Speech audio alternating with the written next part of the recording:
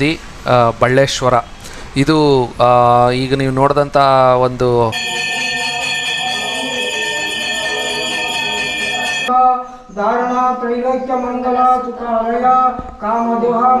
ನದಿಯಲ್ಲಿ ಸಾಕ್ತಾ ಹೋಗೋಣ.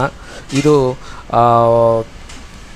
ನಾವು ನೋಡಿದಂತಹ ಚಾಲುಕ್ಯರ ದೇವಾಲಯದ ಪಕ್ಕದಲ್ಲೇ ಹಾದು ಹೋಗುವಂಥ ರಸ್ತೆ. ಆಟ ಆಡಿ ಹಾಗೂ ಬಹಳಷ್ಟು ಕ್ರೀಡೆಗಳನ್ನು ಮತ್ತು ಸಮಯವನ್ನು ಕಳೆದಂತಹ ಇರುವಂತಹ ನೈಸರ್ಗಿಕ ಸಂಪತ್ತನ್ನು ಉಳಿಸಲು ಪ್ರಯತ್ನ ಪಡ್ತಾ ಇದ್ದಾರೆ.